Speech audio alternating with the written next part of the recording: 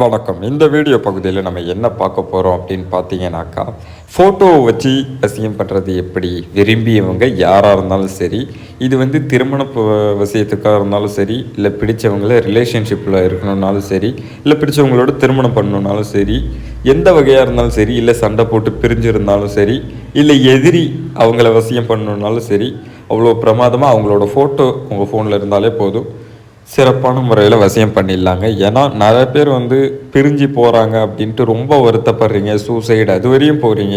இதெல்லாம் தேவையில்லைங்க. வாழ்க்கையில் எதுவுமே நிரந்தரம் இல்லை, சரிங்களா? பாசிட்டிவாக இருங்க.